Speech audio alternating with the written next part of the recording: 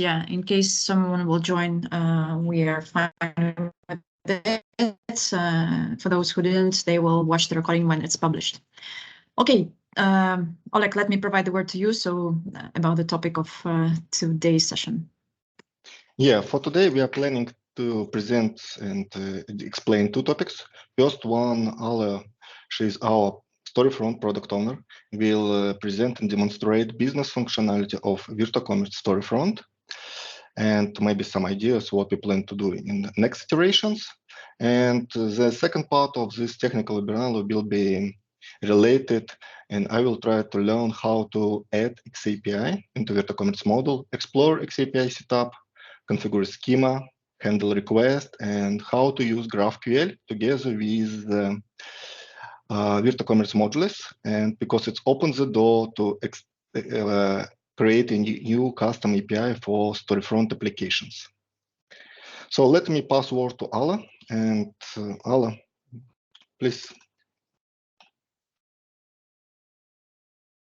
Yeah, show you the storefront demo to date. It's going to be the live demo. About myself, so yeah, Oleg has already mentioned that I'm the product owner of Virto Commerce Storefront and one of the products that we call Virto Start within Virto. And let's start then from the demo. I will mainly focus on business functionality, because I'm more a business person than Oleg is. And in case some of you will have any question, you will not be able to speak. So please note them in chat, and Oleg will stop me and introduce the questions, so I'll be able to reply on that online. In case there are gonna be some questions, maybe that are waiting for some details or a technical explanation, then it's going to be published and replied afterwards after the session. So okay, then I'm starting. Virto Commerce Storefront. So here you see the sign-in page, and the possibility of the Virto Commerce Storefront is that the customer can create basically two accounts.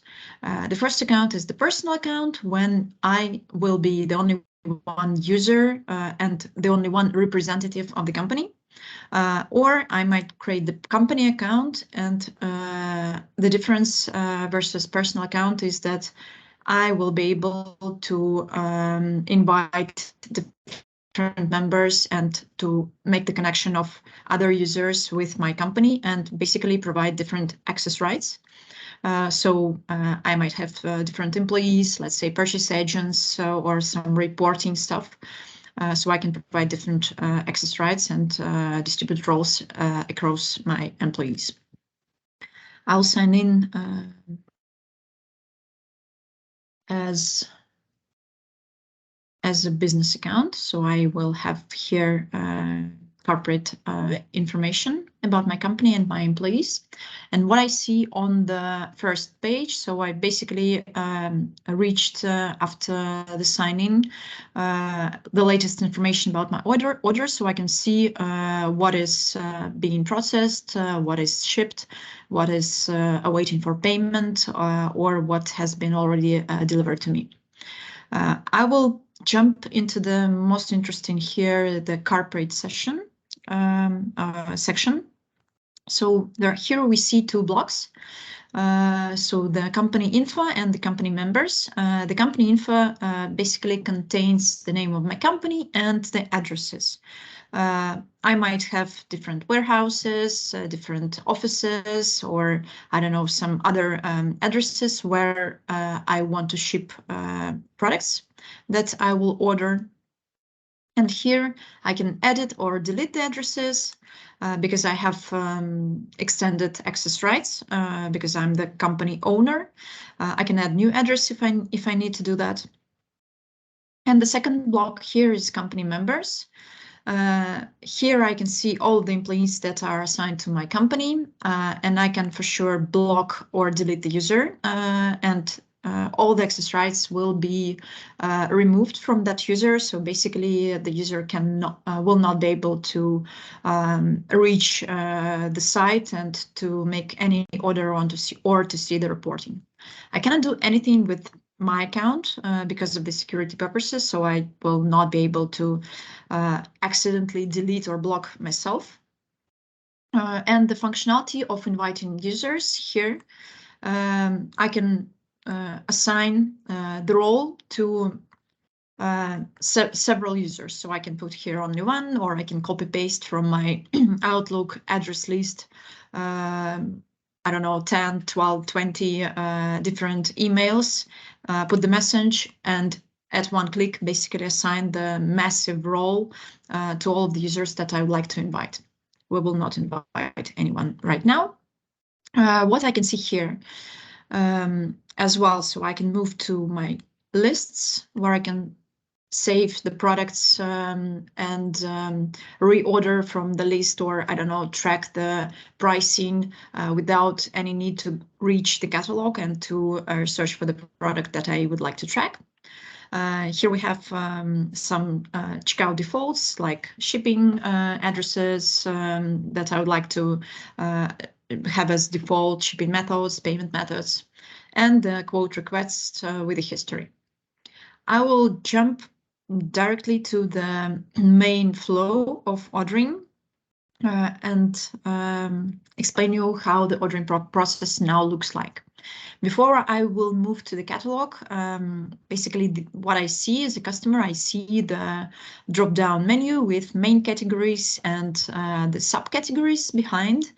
If there are no subcategories in the hierarchy of main category, then it is going to be empty. If there are too much, then that will break up the rules of design. Then the show more button will be here. So basically, the drop-down menu will be adjusted to the number of subcategories that are assigned to the category. Let's move probably to the tire section. Here we will not see too many products, but it's enough to explain the functionality. For sure, we have the grid list and the list, the grid view and the list view for the customer, and both views contain the product properties. I will jump again to the grid view. I love it more than the list one. Here we will see the product properties that are automatically transferred to the storefront from the backend. It's not the hard code, so basically on the admin side might be assigned by priority 1 to 3, 4, 5, etc. And the first 3 will be shown here automatically on the product card. It's not a hard code, so basically the storefront will retrieve the name of the property and the like what this property means. So either it's the number of or text, or maybe it's not filled in. Basically, what's done here. Again, on the product card, the user can add the product to the list. The lists you've already seen, so I can put the star. I can see, I think that's something that's with my connection, so I can see that the product is already in, I think that this one, yeah, in 2 lists. So I can, I don't know, add to another one or create the new list already from here. I will not rename it. I will keep the name as it is. I can remove from one of the existing lists, save, and the product will be automatically placed to the list that I just added. What is as well on the product card? So here we see the price, and if the price, which is automatically transferred from the backend, contains the full price and the current price, then the customer will see the crossed and grayed out full price and the current price, which is valid right now. And in case there is a difference between those 2 prices, then this promo label will be put here automatically by the system with a pre-calculated difference between those 2 prices. It's rounded up for sure. so will not contain any decimals with commas. So what does it mean for the end user, which might be employee who is managing the promos and discounts in the backend? That means that there is no manual work expected from the employees to assign those promo labels. So all of the promo labels will be placed here automatically based on the difference between two prices for the product. Here we will see the information of in stock, and you can see that I already have 14 in cart, which I added later. In case I have no, the product is not in my cart, then I will not see here any great bubble with in-cart information. I can change if I need to 1, or deletion of the product I can delete from cart directly. What is in here? We can add to comparison list the product if it's needed. The comparison list will contain all of the products, and this compare icon will be highlighted. Here we will see the products with variations. I will open it in the next tab. Products with variations will contain the minimum price, which basically is the lowest price of all of the variations of all of the products. Here we will not be represented any promo labels or any grayed out prices, because there are multiple products inside, and it's the confusion of the user in case we will show any price difference or product label. So here is the product details page where I can read the description of the product. I can see all of the properties that this product contains. And I can see here all of the variations. All of them have the same price, basically, different amount of in-stock products, and we can add already from here the products to the cart. Let's move to the ordering flow and go to cart. So I can recheck what I already added to my cart. The cart has pagination. So in case I click the other page, I will show, the cart will show me all the products. I can delete if I don't need the product or I don't like the price, etc. I can clear all if I need. I will not do it right now. Let's go to the. Sorry, just let me explain. It's about some pagination, because it's maybe some advantages of our shopping cart between if you start to compare with B2C, because we expect that the cart can be very big count, contains big count of the products. It can be 100,000. So to see on the screen, for example, just example of pagination. So right, so it's we can add, see, browse, skip on the next page, and review all elements. Indeed, we support this count of the pagination from the backend, from API, and from the user experience as well. Sorry, it's not sometimes during the demo, it's not so easy to demonstrate that we have more elements, right? Because usually we added just one few, right? But now I see it's nice to see it. Yeah, sorry, Al. Yeah, fine. In case there are questions in chat, let me know. Let's go to the shipping details. I'll select from my addresses. I can add the new address in case I don't have any pre-filled addresses in my profile. Shipping method, we will select some shipping method. All the shipping methods can be integrated with the shipping providers. I'd like to have the same billing address as my shipping address, and we will use the authorized.net payment method in order to explain how the credit card payment method works. So I can put any comments here. As a customer, I can place the purchase order number. I can use the promotion codes in case there is some vouchers or codes activated online. From here, I can either place the order or add all cart items to quote.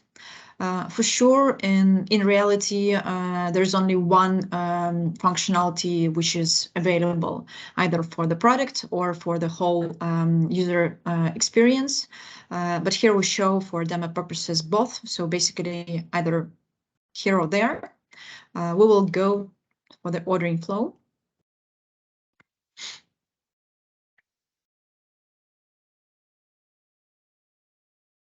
Yeah, something is with my connection, I think. Yeah, so here we see that the order is completed, and I can show my order, basically to view what I've just ordered and go directly to the homepage. I already received the email that I have submitted successfully the order, and we will pay for the order.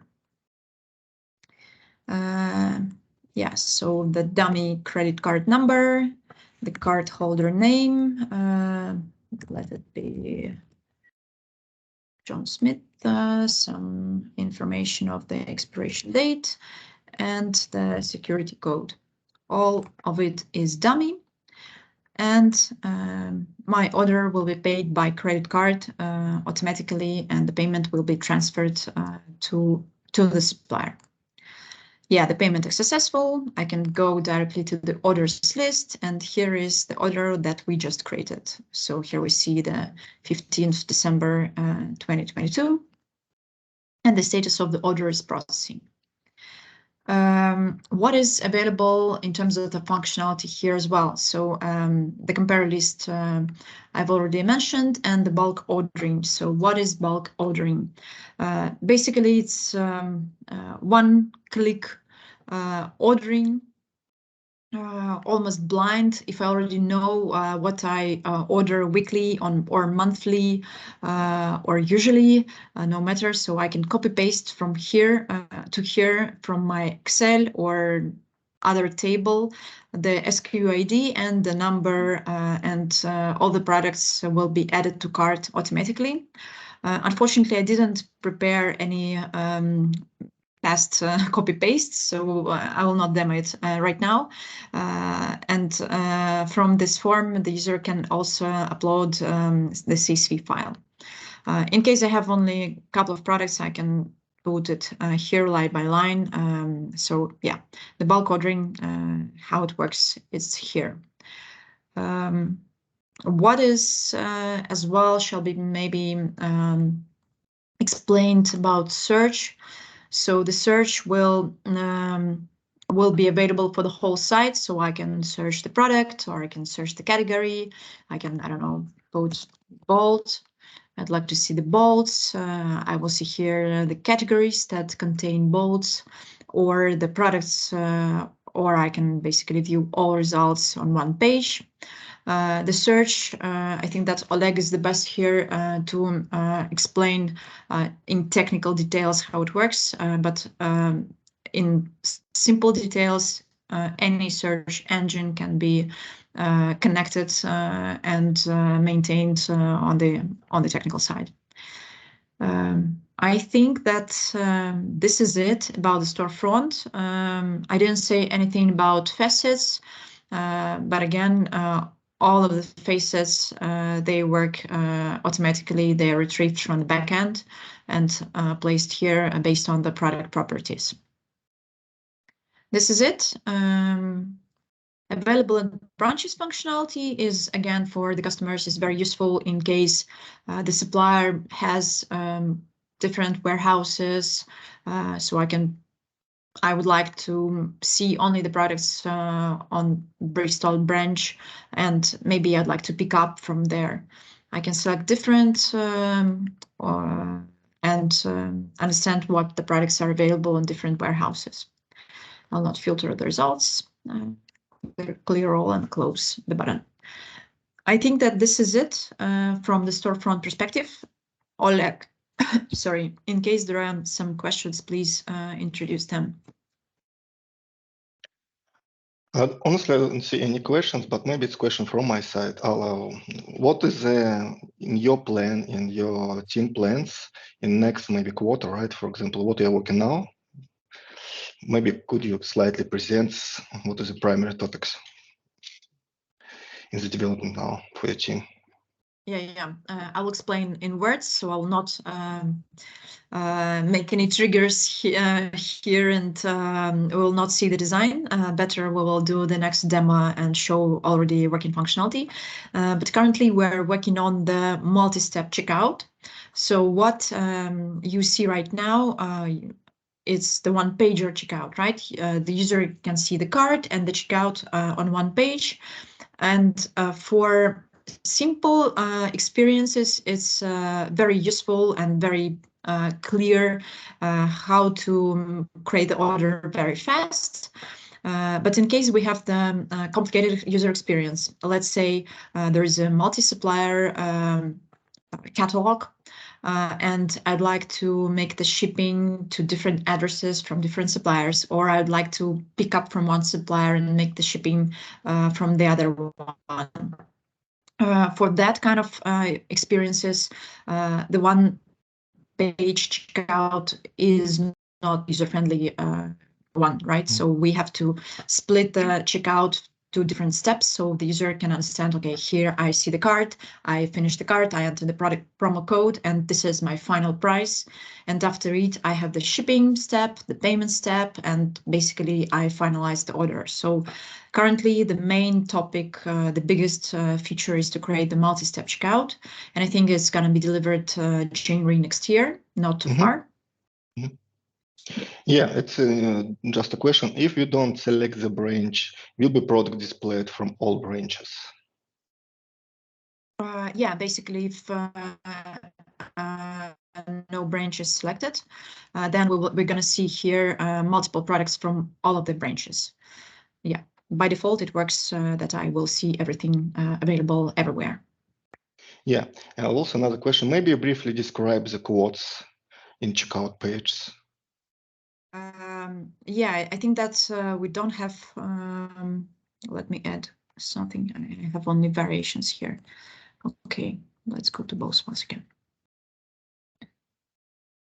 Just to add something in cart, so I will have a couple of products in cart in order to process quote, add cart items to quote, and here the quote page for now is not finished yet. It's going to be delivered this sprint, so in 1 week. But basically, what quote functionality will mean for the user?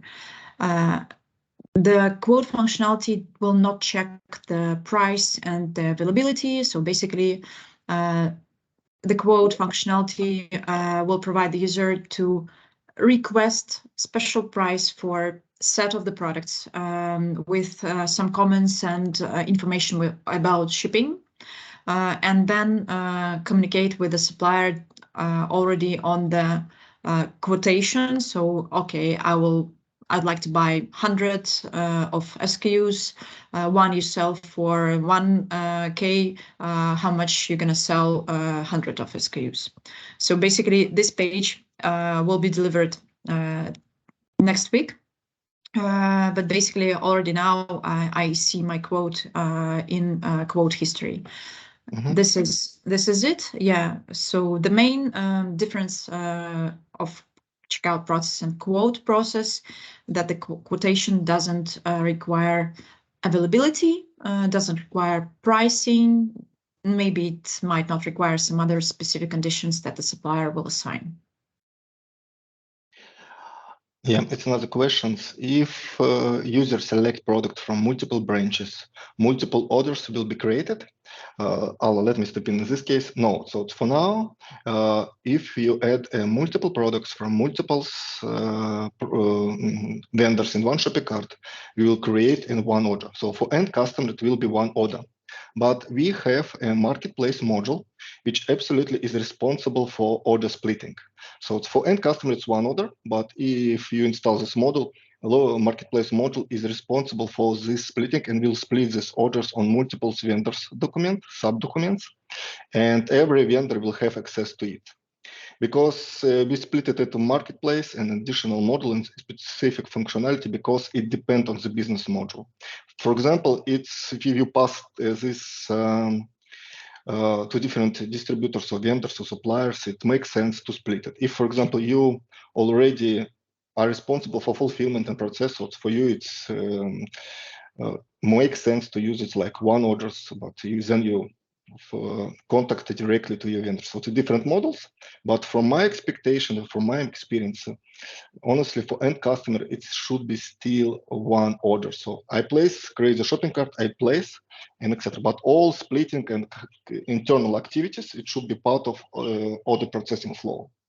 So let me answer on this question. By default, no, but we have a module, loyalty module, and a new Virto Commerce marketplace product, which can be installed here and which is responsible for order splitting. And then also it provides ability to access for this vendor orders from specific APIs, from vendor portals, and et cetera, et cetera.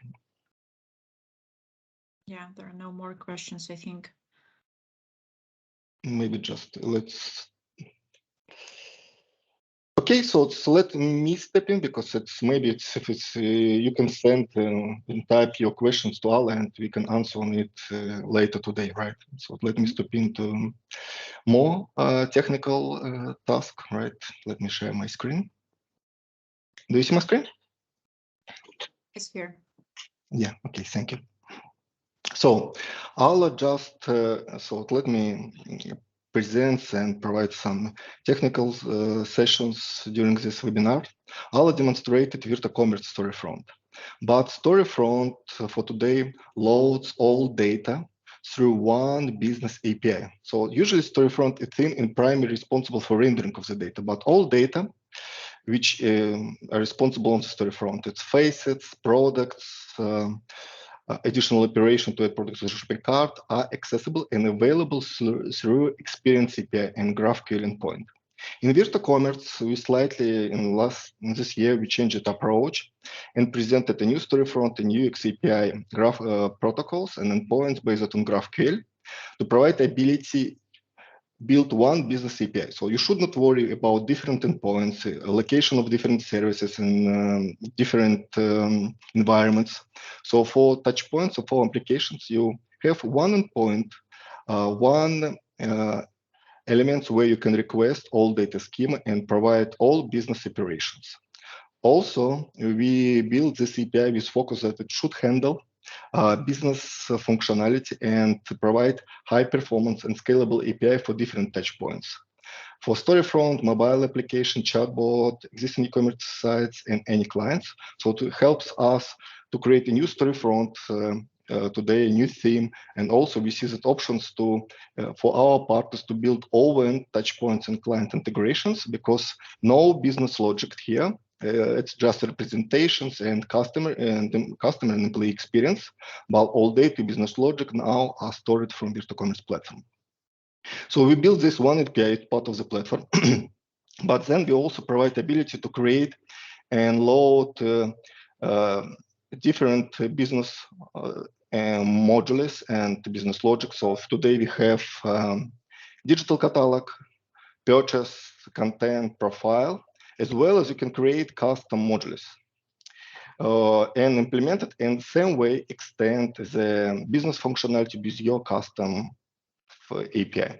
For example, during today's demo, I will plan to present how to create, for example, we already have some custom module and how to extend it with Experience API functionality with Experience API and added part of our one business endpoints, tested, verified, and then provide ability to other Storefront applications and client application connected and use it. So let me repeat it. So we designed these layers, especially for real-time orchestration and business logic. So all business logic is here. It's like a new type, it can be new type of Virto Commerce modules, Experience API modules, which can be deployed, compiled, built in the same way like other Virto Commerce modules. It can orchestrate and load the data from different modules. For example, digital catalog loads the data from catalog, pricing, inventory, as well as it's you can create custom one. You can create custom business module and maybe extend your module with Experience and Business API. This Experience API modules support completely extensibility, Virto Commerce extensibility framework. So it means if you can use the same benefits like you use it for current REST API protocols and schemas.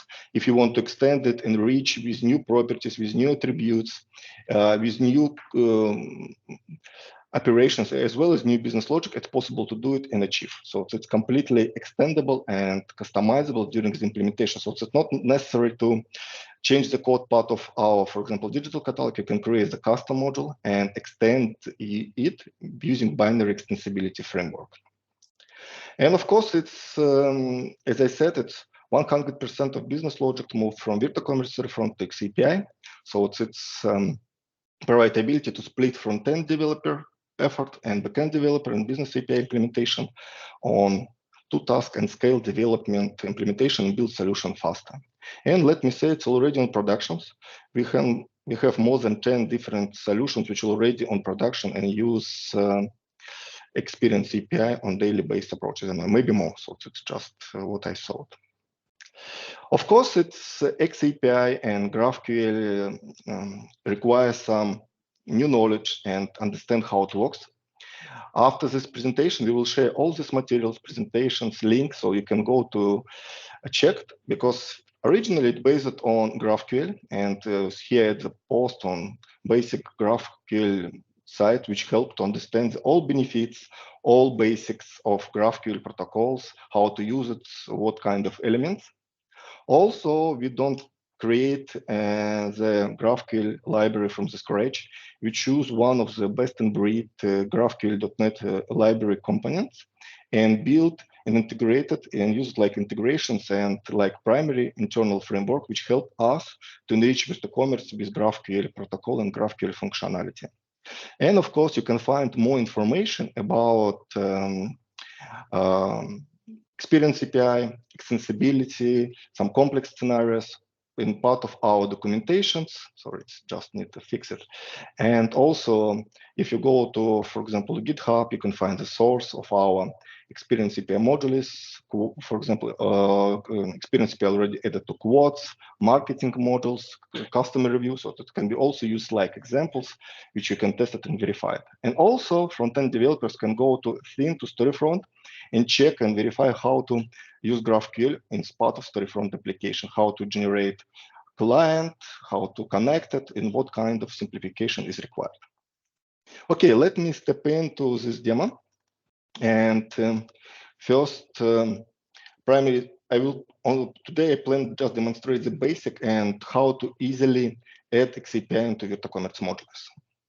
So it's usually I try to create the 4 steps.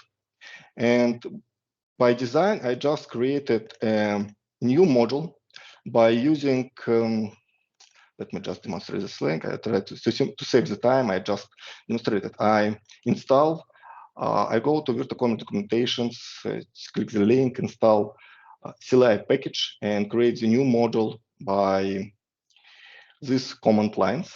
And also, I'm thinking about what kind of example I can bring and present for today. So I try to create this simple. For example, I'm like developer. I want to create, maybe I already have my loyalty module, which is responsible for displaying and reverting back loyalty points and loyalty transactions for the customers.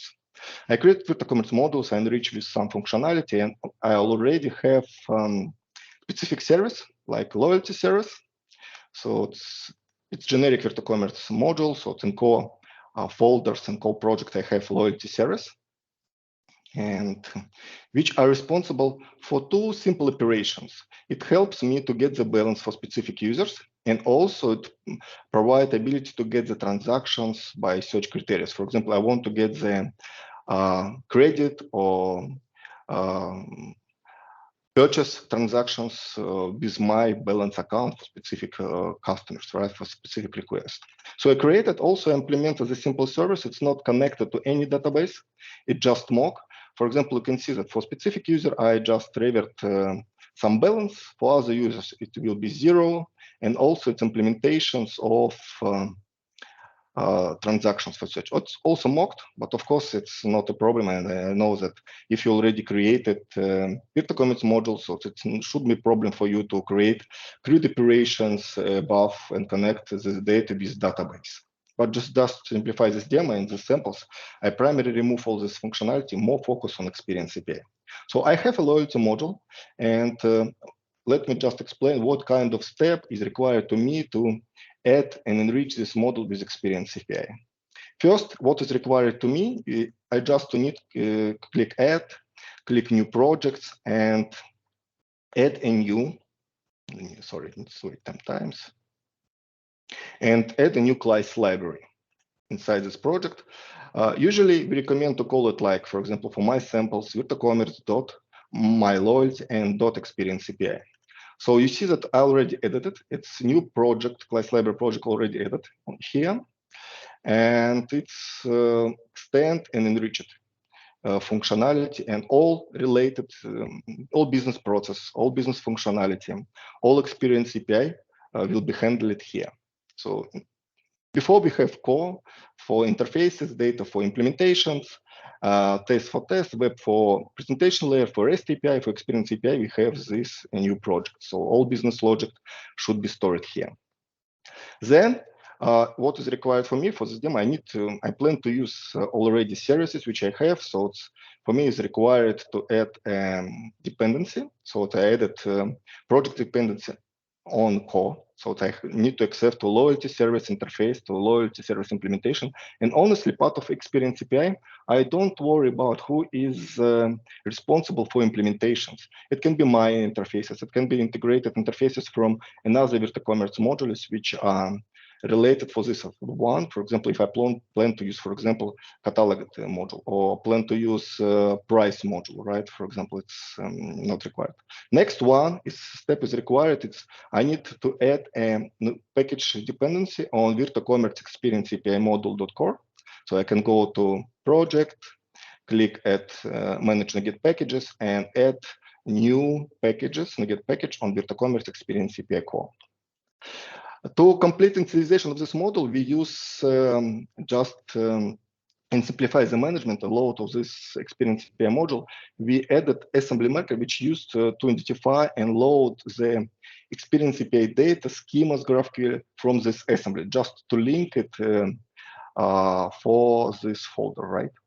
And finally, what is required to me, of course, because this module is dependent on Experience API, I should go to module manifest and add a dependency on Virto Commerce.Experience API, and you see that this version and this version is related, just to provide ability. So you see that nothing changed yet in Virto Commerce structure, just added new project, add additional references, create specific folders. I will just explain about this folder structure later. And finally, it's what is required to complete the transformations and enrichment of your Virto Commerce module with Experience API functionality.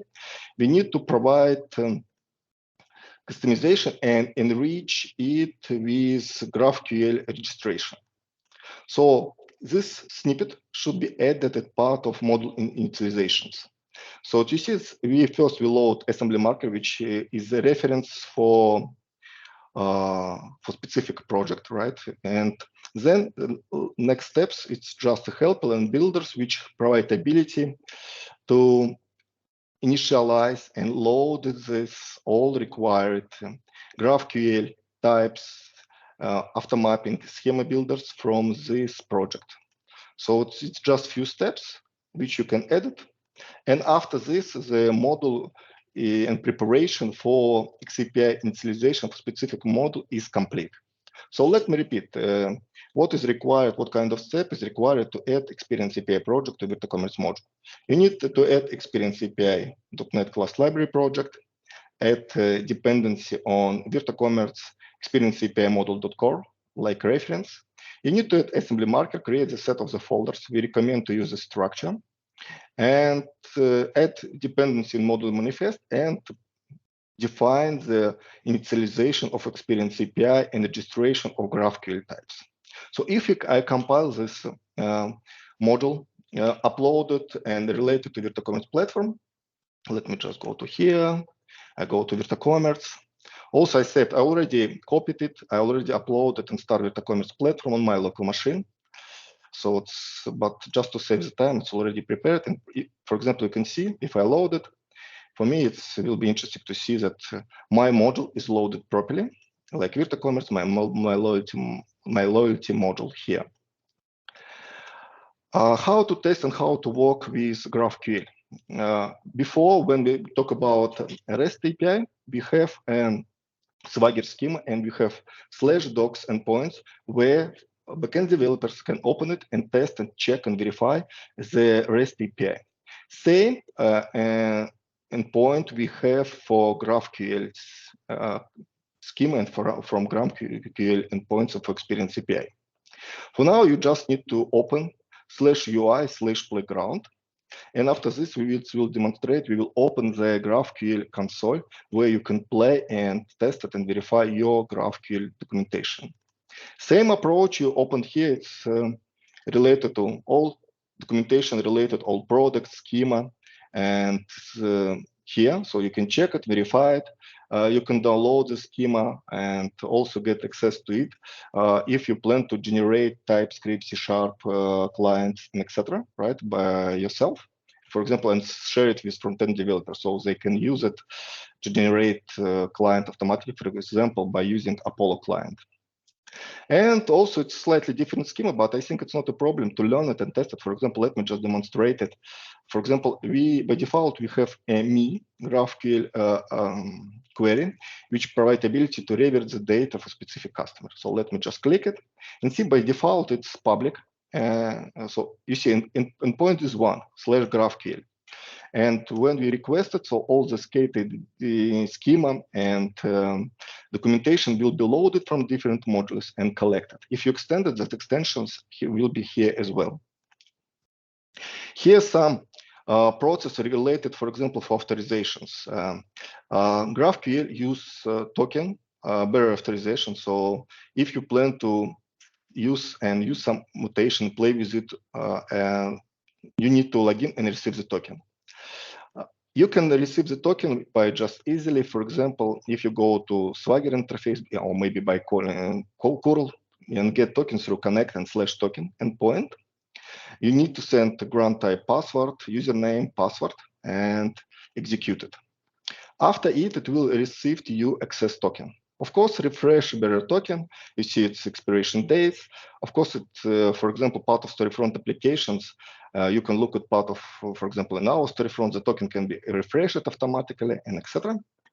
So I think, and then here you can use the query variables, authorization bearer, and pass your token. And just let me click on here and demonstrate. For example, you see, I received the token for administrator, click on it, and it revert this information for me. Same approach with token is and for Storefront application. When we type login and password on the Storefront applications, the Storefront applications go to tokens, check it and receive it, and they save it part of storage, and then use and send it through all the requests. For example, if you go to the Storefront, open network console, you will see that instead of REST API, you will see that a lot of requests to GraphQL endpoints for all operations. For example, for this one, for me, ID and username. Okay, so we tested, verified, we see that the model is loaded properly. Let's try to create a first query. First one, it's what is required. So let me just briefly explain. So not this one, it's all activities, all modifications related to GraphQL schema and protocol are related to this project. If you need to load the data, for example, from specific services, they should be stored as part of core, or an implementation, of course, should be part of data service. You see that by default, we recommend use the structure. So it aggregates its primary folders for aggregates types. Now it's not defined, but it's in GraphQL. You can aggregate and load the data from different data sources. For example, digital product can load the data from catalog, price, and etc. And all this data can be aggregated in one data source. Just for demo purpose, I created on this one, I plan to create the first query, which will be responsible for receiving the my balance, right? Or maybe receiving the balance for specific customers. First is required for me, I need to define the response and request. Just for demo purpose, so it's a created balance aggregate. You see it's simple, but it can be enriched with different attributes like class, which we plan to receive, and on GraphQL response, it's balance aggregate, and I expect to receive the balance on my query from the storefront to demonstrate this balance somehow, somewhere in the part of the portal. The next one is required. It's for me, it's define the we define C# class, right? For like balance, which we'll work to use it for communication, but for GraphQL, we need to define the schema, right? For example, which can be used for declaration and building of the schema. So you see that primary, it's extendable GraphQL type. We provide these definitions. Here we can define the different attributes. We can add descriptions, samples. So it's just metadata, which we load it from our initializations in Virto Commerce loaded and use it to build GraphQL experience API. Also, we need to create a query, right? So we plan to send some data and receive the response. For this one, we need to create the balance query. The balance query is very simple. So it's you see by default in part of Experience API, we created a lot of helpers. And of course, it's based on GraphQL library. And for example, query just defines, we want to build the query which will be responsible to revert back, and as a result, balance aggregate results.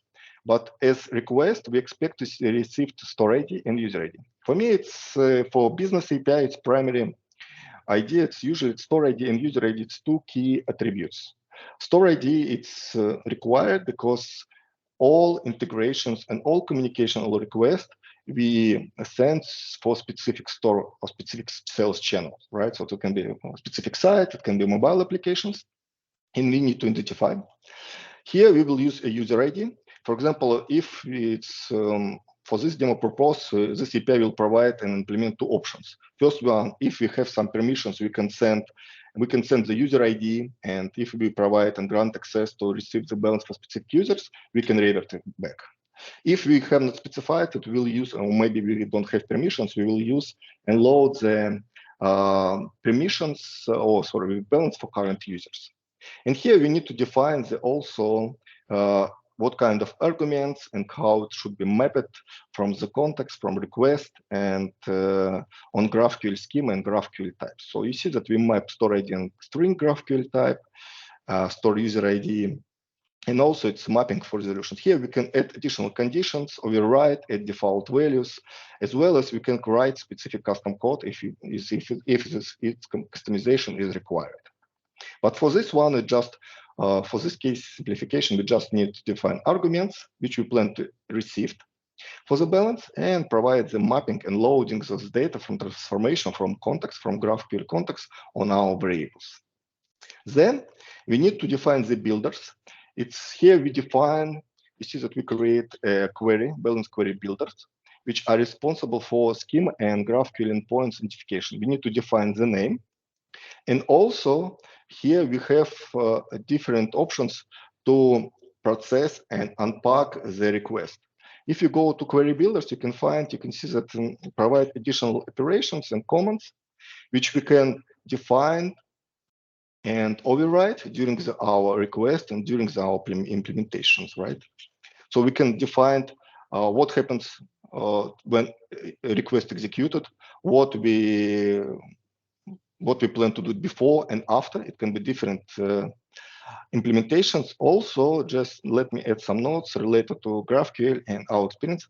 It's GraphQL processing use pipelines, and it's possible to through custom model to inject your custom code in these pipelines, right? For example, if you want to add custom business rules, custom validations, unpack your attributes, as well as, for example, you plan to load additional informations.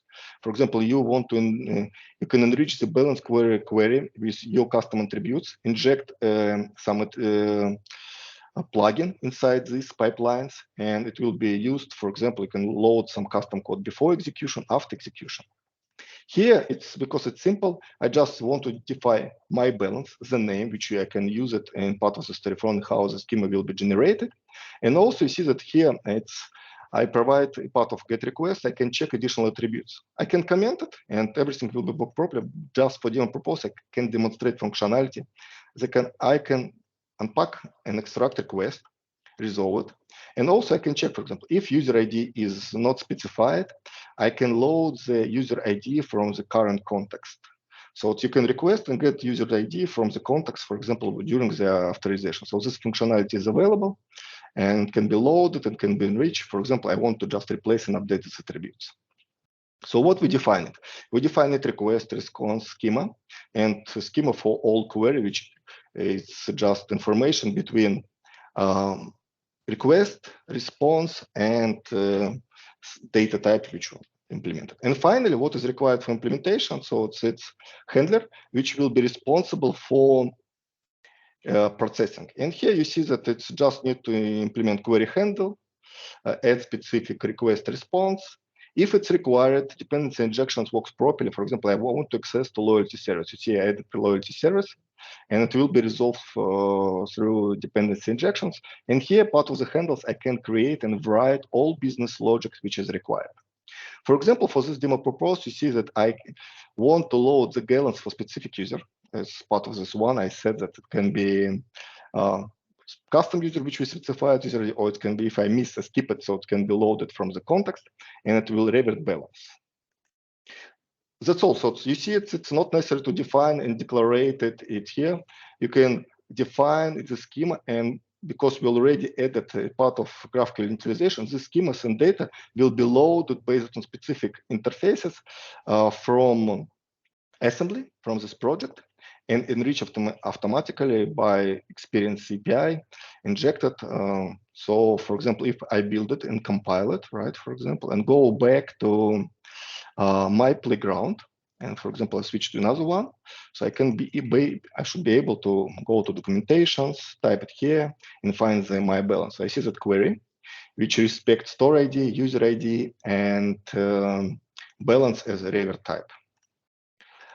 Primary advantage of GraphQL. So for example, let me just call it, right? So you see that balance is 0. So because its user is unidentified, but if I copy this authorization header, which I already received, I hope it's not expired yet. I can click on this one. Sorry, it's okay.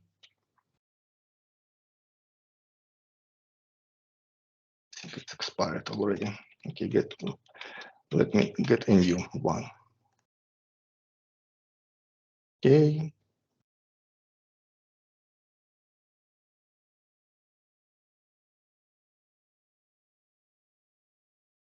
One moment, please.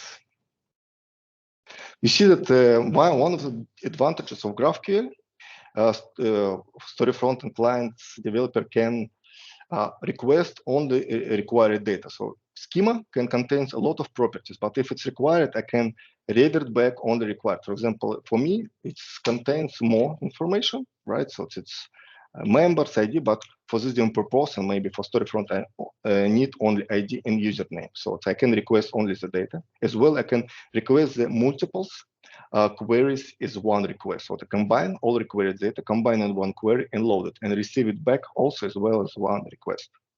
So this is user anonymous. Okay, sorry, it's not query. It should be part of HTTP headers, right?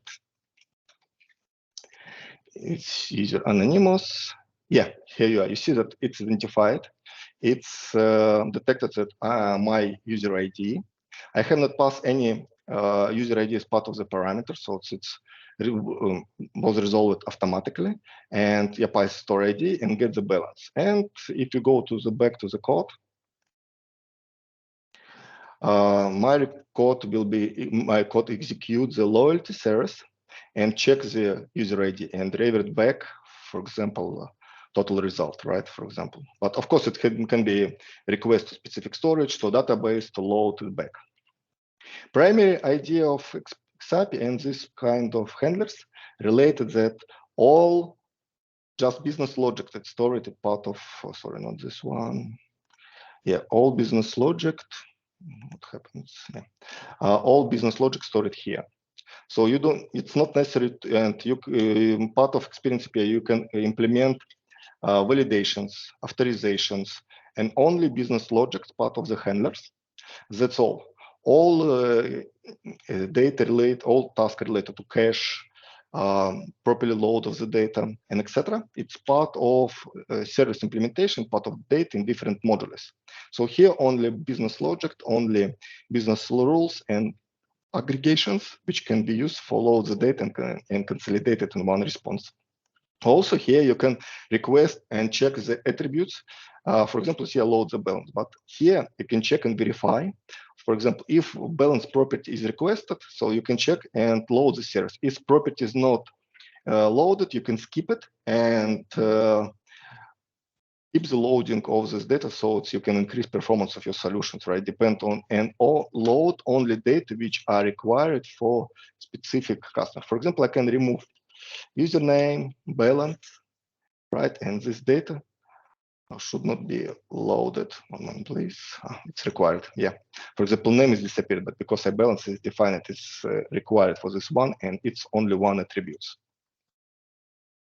So let me just repeat it and maybe briefly explain what is required to enrich and add a new Experience API GraphQL endpoints for front-end developers.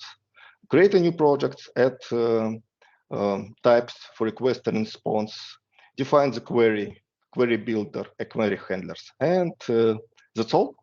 After this, you compile, test, verify it. If you need to debug, you can easily add endpoints and use a native debug as you debug any Virto Commerce model. For example, you can add, attach to process, attach to .NET, and add breakpoints, test it, verify it. As well as if it's required, you can use Virto Commerce CLI, VC build to compile everything in one module and deliver it.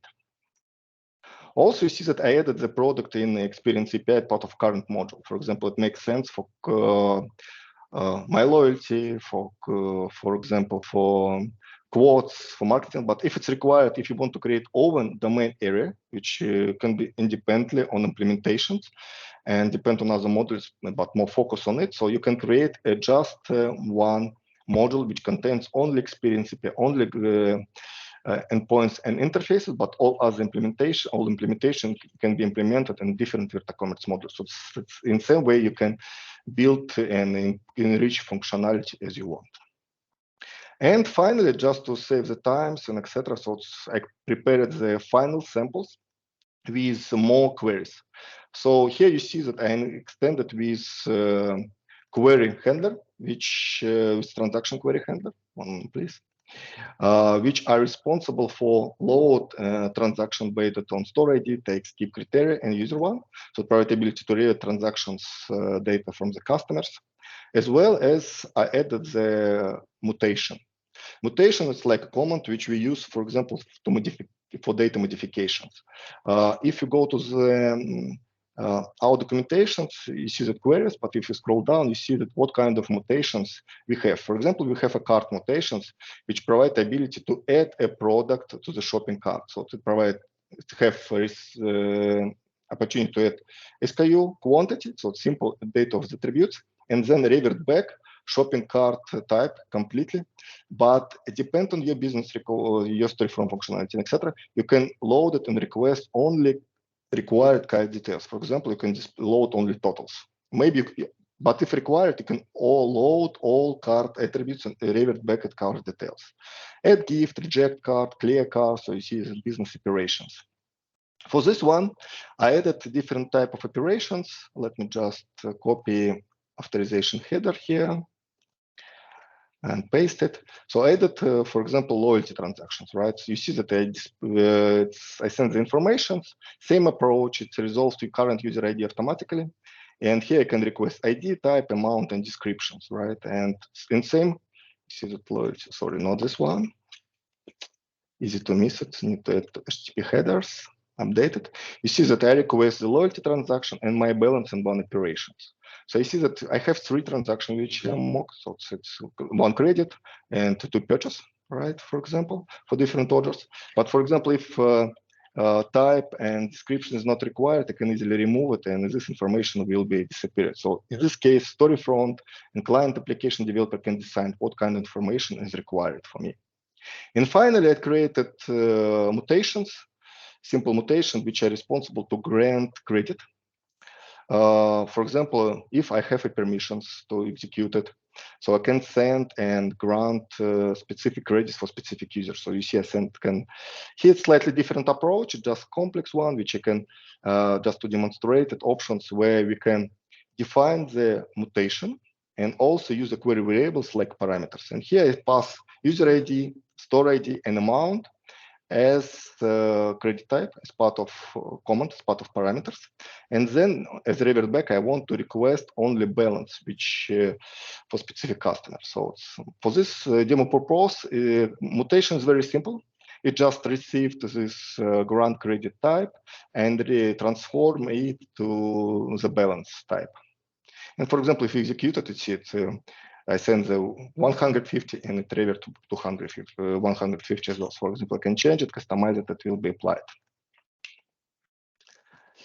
I think that's all, right? So primary for this demo, I just want to demonstrate that it's easily to implement it. Business logic is isolated. It's you can create and extend current modules. You can move and simplify the business logic of consolidation and extend with new API. Of course, if you go to our samples and our documentation, you can find more rich scenarios, but it's just basic, which demonstrate the core scenarios, how to explore API, configure schema, handle requests, and how use GraphQL playground to test query and mutations. As well as, if it's required, you can add this query and business API in part of your modules, enrich it, extend it, and Virto Commerce platform will load it and demonstrate. And then Storefront developer can use it. That's all I think. We have no more questions.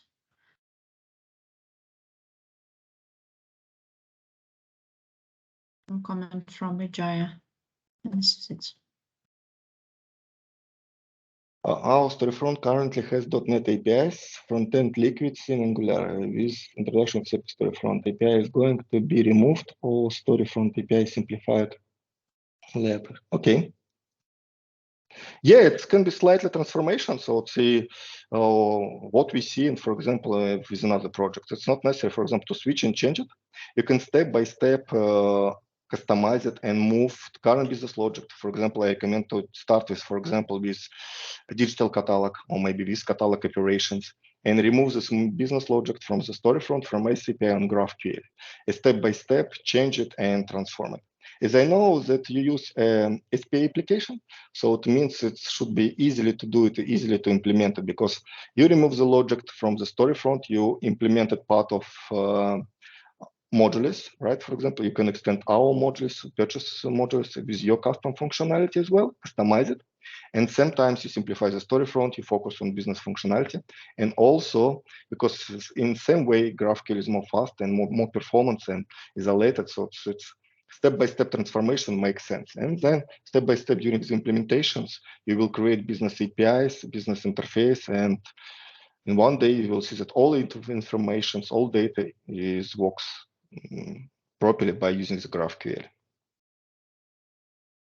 For me, primary benefits of this one that we can deliver business logic, we can deliver business functionality for now. If before we presented like Storefront, like Kit, Storefront is like REST API, so it's now it's completely deliverable. And the same approach we're thinking with delivering to end-to-end scenarios together with Alla and together with the Storefront team, so you can combine and we can bring in new features, right? So, and it can be delivered like end-to-end scenarios in one day from Storefront, business logic, and some additional services.